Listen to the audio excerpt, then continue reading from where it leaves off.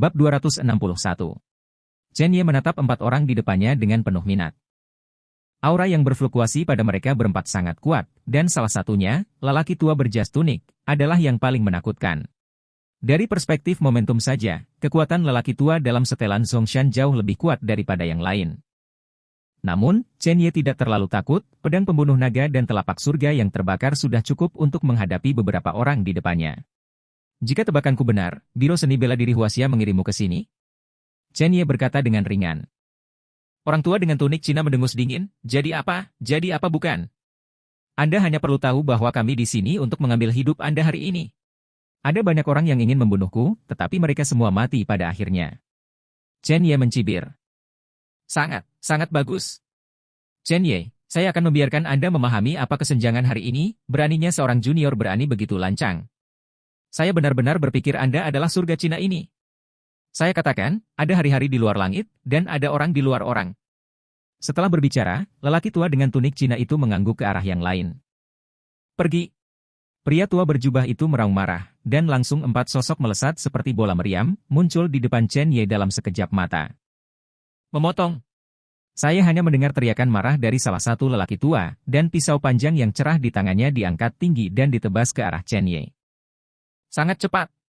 Merobek udara. Bilahnya memancarkan semburan dingin, dan di bawah sinar matahari, itu memantulkan cahaya yang mengerikan. Niat membunuh menyelimuti penonton, dan di bawah hembusan energi yang kuat, itu jatuh langsung dari langit, melewati udara, membawa suara siulan yang tajam, dan bergegas ke arahnya dengan 1000 pound. Mata Chen Ye menyipit, tapi dia menjadi sedikit lebih serius. Pisau ini ternyata merupakan keterampilan bela diri yang bagus, dan kunci tembakannya ternyata adalah jurus pembunuh. Tampaknya orang-orang dari Biro Seni Bela Diri Huaxia benar-benar tidak ingin menahannya. Di bawah kaki Chen Ye, tubuh hantu naga melonjak, dan tubuhnya langsung ke satu sisi. Hindari pisau tajam ini. Pada saat yang sama, tanpa jeda sedikit pun, dia mematahkan angin kencang dengan 5 jarinya dan menembus langsung ke arah tangan yang memegang pisau. Puci. Dengan suara keras, dia langsung meraih pergelangan tangan pria itu. Orang tua itu tercengang. Dia tidak pernah membayangkan bahwa dalam menghadapi serangan keempatnya, anak ini bahkan berencana untuk melawan. Begitu dia berbalik, kaki kanannya tersapu dengan energi. Tendangan ini bisa menjatuhkan kepala siapapun. Senyum muram muncul di sudut mulutnya. Nak, tanpa raksasa di sisimu, biarkan aku melihat bagaimana kamu hidup. Melihat kaki ini membawa angin yang bergulung dan hendak mengenai Chen Ye mengulurkan tangannya dengan acuh tak acuh. Blokir langsung di depan Anda. Pengadilan kematian. Bang! Tepat ketika kakinya menyentuh lengan Chen Ye, retak. Suaranya sangat renyah. Senyum lelaki tua itu membeku. Rasa sakit yang kuat menyerang. Dalam satu pukulan, kakinya patah. Sekarang giliranku. Sebuah suara dingin terdengar di telinganya. Kekuatan 5 jari Chen Ye tiba-tiba meletus, dan lengan lelaki tua itu robek di tempat. Pada saat yang sama, pisau panjang itu juga jatuh, dan dipegang oleh Chen Ye di telapak tangannya. Mata Chen Ye bersinar dengan niat membunuh, kemarahannya yang sebenarnya tetap ada di telapak tangannya, dan pisau panjang di tangannya langsung ditembakkan. Hei! Dengan suara, pisau panjang itu menembus jantung lelaki tua itu secara langsung, dan gelombang yang lebih ganas menggulung, langsung menjepit lelaki tua itu di dinding gunung. Mengejutkan. Seperti penghakiman kematian. Melihat adegan ini, mata 3 orang yang tersisa serius, dan mereka tidak berani gegabah. Anak ini jauh lebih sulit untuk dihadapi daripada yang mereka bayangkan. 2 lelaki tua itu berteriak dengan marah dan menampar mereka dengan telapak tangan. Momentum keduanya naik lagi dalam sekejap, dan mereka tiba-tiba bergegas maju dengan kekuatan, membawa semburan debu terbang di bawah kaki mereka. Kecepatannya lebih dari 2 kali lebih cepat dari sebelumnya. Seperti pedang, itu berubah menjadi pita dan langsung menuju Chen Ye. Di bawah kunci 2 telapak tangan, hantu telah mengembun. Bayangan telapak tangan memenuhi langit, dan Chen Ye tampak dalam bahaya dalam sekejap. Hampir tidak ada jalan keluar. Pria tua berjas tunik tidak melakukan apa-apa, dia meletakkan tangannya di belakang punggungnya dan menatap Chen Ye dengan penuh minat. Kedua temannya adalah saudara sendiri, dan mereka berdua bergandengan tangan, sangat kuat. Hanya sedikit orang yang bisa mengalahkan keduanya sendirian. Chen Ye menyaksikan keduanya datang dengan bayangan telapak tangan, dan ekspresi lucu muncul di sudut mulutnya. Karena kamu di sini, aku juga akan menunjukkan dunia kepadamu. Biarkan kamu melihat apa teknik telapak tangan yang sebenarnya. Membakar surga palm. Membakar Tiansang, Serangan itu seperti gelombang, seperti lautan api, ditumpangkan satu sama lain, dan kekuatannya tidak terbatas. Chen Ye mengumpulkan semua energi sejati Dantian dalam satu telapak tangan. Sensasi terbakar tak berujung melanda. Sebuah hantu api tiba-tiba dimuntahkan dari tangannya. Di antara gelombang tangan, kecemerlangan berkedip, angin menderu, dan nyala api berkobar. Telapak tangan virtual merah diledakkan seperti ini. Gelombang riak energi, seperti gelombang, meledak dari titik kontak, dan pohon-pohon besar serta batu-batu besar yang lewat habis menjadi bubuk. Telapak tangan ini tampaknya merobek ruang, memunculkan langit merah. Raungan itu memekakkan telinga, seolah-olah langit terkoyak, seolah-olah seluruh tanah retak. The Burning Heaven Palm merobek bayangan telapak tangan yang memenuhi langit. Sangat mendominasi. Mata semua orang melebar, menunjukkan ketidakpercayaan. Apa-apaan ini? Ini adalah visi seni bela diri top. Poin kuncinya adalah bahwa penglihatan ini terlalu menakutkan. Api. Bagaimana bisa ada nyala api yang begitu menakutkan? Bagaimana bisa ada keberadaan yang luar biasa dalam seni bela diri para pejuang kuno? Penghinaan di mata lelaki tua dengan tunik Cina benar-benar menghilang. Sebaliknya, gemetar. Adalah ketakutan. Apakah ini masih sampah yang dikatakan orang-orang dari Biro Seni Bela Diri Huaxia? Anak ini mengandalkan raksasa untuk menang? Mengandalkan pantat?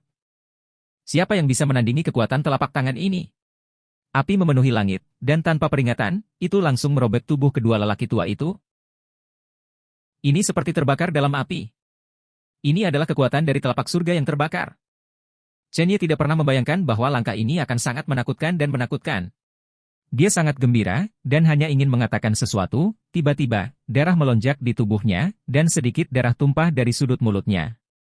Telapak surga pembakaran ini sebenarnya memiliki kekuatan serangan balik. Poin kuncinya adalah dantian di tubuhnya kosong. Meskipun telapak tangan ini kuat, ketika benar-benar ditampilkan, kultivasi sendiri dan ki sejati masih jauh dari cukup. Anda bisa melihat kengerian dari Burning Heaven Palm ini. Chen Ye dengan cepat mengeluarkan 3 pil obat dan meminumnya sekaligus. 2 pil pengumpul ki dan 1 pil darah penyembuhan. Setelah memasuki pil obat, tubuh akhirnya terasa lebih baik. Orang tua dengan tunik Cina menyadari ada sesuatu yang salah, dan menekan kejutan di hatinya. Saat ini, yang terpenting adalah pergi sekarang. Pastikan untuk melaporkan masalah telapak tangan ini ke Biro Seni Bela Diri Huaxia. Anak ini pasti punya rahasia besar. Bahkan mungkin seorang kultivator. Saat dia akan pergi diam-diam, suara dingin terdengar di telinganya.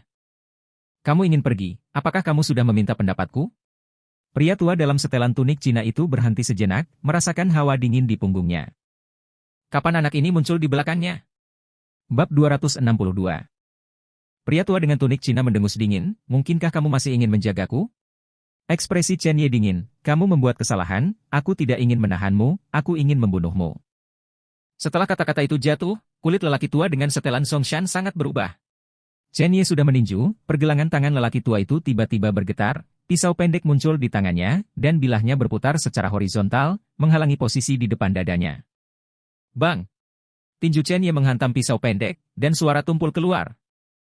Gelombang kuat bergulung, Chen Ye dan lelaki tua dengan tunik Cina mundur selangkah satu demi satu.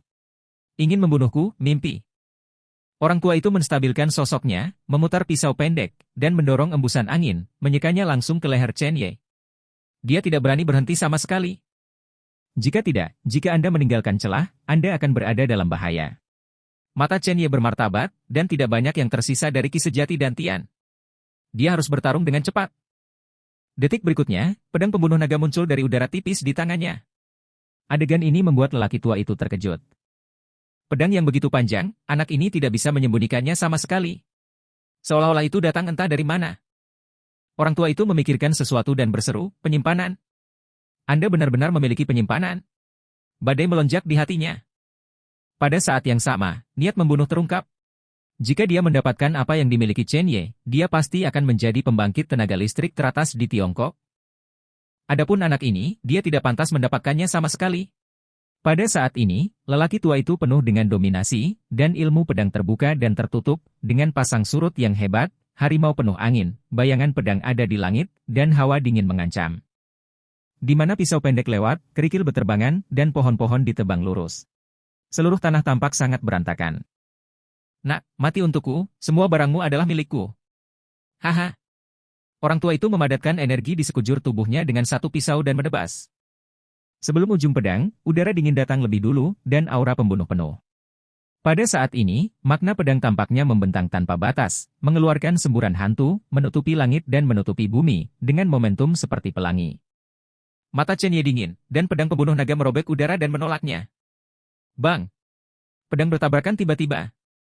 Udaranya mengejutkan. Retak! Dengan suara, pisau pendek di tangan lelaki tua berjas Songshan itu patah. Dia menatap pedang di tangan Chen Ye. Ternyata itu adalah pedang roh. Apa-apaan? Apa asal-usul anak ini, ada begitu banyak harta pada dirinya? Orang tua itu tidak peduli dengan pukulan, dia meninju, urat biru di tangannya terlihat jelas, dan energinya tersapu seperti pisau. Angin tinju bersiul, membuat suara mendesing rendah, merobek udara, dan bergegas pergi. Pergi ke neraka. Saat itu, cahaya hitam melintas.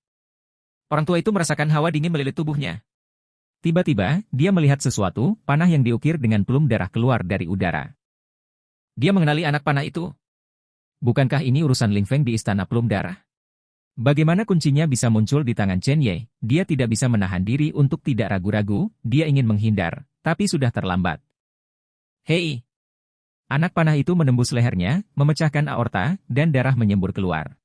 Pupil matanya melebar dan dia jatuh ke genangan darah. Setelah melakukan semua ini, Chen Ye menghembuskan napas keruh, punggungnya basah kuyup. Untungnya, saya terkejut, jika tidak, itu akan benar-benar rumit. Poin kuncinya adalah dia tidak tahu bahwa ledakan penuh dari Burning Heaven Palm akan menghasilkan kekuatan yang begitu kuat. Itu juga sangat merusak tubuh sendiri dan Dantian. Jika saya tahu, saya akan meninggalkan palm surga yang membara ini kepada lelaki tua berjas tunik Cina ini.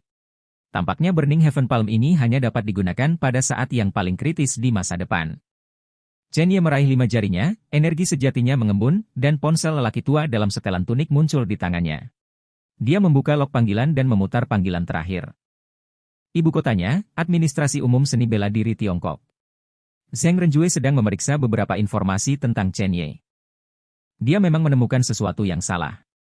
Saat itu, insiden di Unhu Villa sebenarnya melibatkan sesuatu yang luar biasa. Mengapa yang memiliki kunci di atas berurusan dengan keluarga kecil di Jiangcheng? Bahkan dengan mengorbankan keluarga Ye. Saat dia sedang berpikir keras, telepon di mejanya berdering. Dia meliriknya, itu nomor Qian Lao. Jelas, bahwa Chen Ye harus diselesaikan. Dia mencibir, Chen Ye, kamu seharusnya tidak pernah menjadi seseorang yang begitu arogan untuk mengganggu Biro Seni Bela Diri Huaxia. Beberapa orang dan beberapa kekuatan tidak ditentukan oleh kekuatan. Tapi sayang sekali untuk mati begitu mudah. Mungkin ini adalah kekejaman dunia seni bela diri Cina. Dia menekan tombol speakerphone dan berkata, Kian tua, ingatlah untuk membersihkan mayatnya. Bagaimanapun juga, anak ini berasal dari jiwa naga. Akan sedikit merepotkan jika dia tertangkap. Tidak ada suara di ujung telepon yang lain. Kian tua?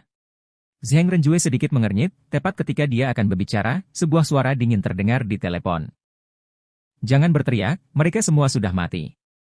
Saya tidak tahu siapa Anda, dan saya tidak peduli siapa Anda. Saya tidak ingin Biro Seni Bela Diri Huaxia Anda mengganggu saya lagi. Jika tidak, saya akan menemukan kamu dan mematahkan kepalamu dengan tanganku sendiri. Kata-kata jatuh.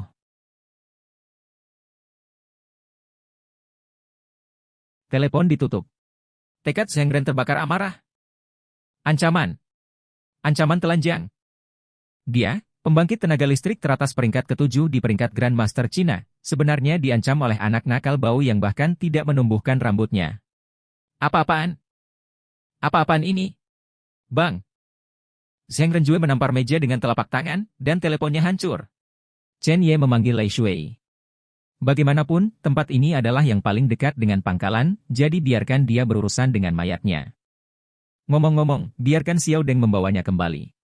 Setelah perjalanan yang begitu panjang, dia hampir tenang, mengetahui bahwa hal terpenting saat ini adalah memperkuat kekuatannya sendiri. Dengan pemakaman reinkarnasi, bagaimana dengan 3 keluarga teratas? Jika Unhu Villa benar-benar tidak dapat dipisahkan dari ketiga keluarga ini, dia akan membunuh ibu kota dalam masalah besar. Siapapun yang terlibat dalam masalah ini, tidak peduli siapa itu, harus mati.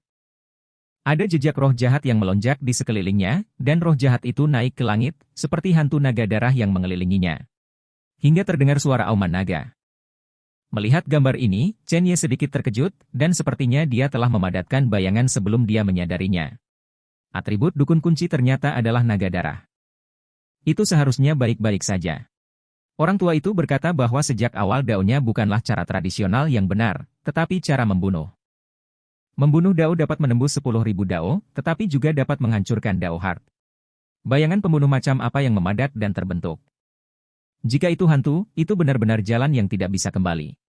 Sekarang tampaknya naga darah itu seharusnya cukup bagus. Pada saat ini, Chen Ye memperhatikan bahwa batu-batu di saku melonjak, seolah-olah mereka akan membuka saku dan bergegas keluar.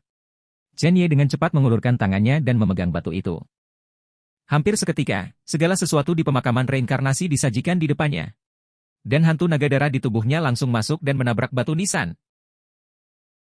Ada retakan di batu nisan. Sebuah kedipan cahaya samar. Chen Ye kehabisan napas. Batu nisan ketiga telah muncul. Kata-kata kuno muncul di batu nisan seperti pisau. Kali ini, tidak ada nama. Hanya satu kalimat. Saya lahir dalam pembantaian dan layu dalam kematian. Ketika saya kembali ke dunia, mereka yang menentang saya akan mati. Share.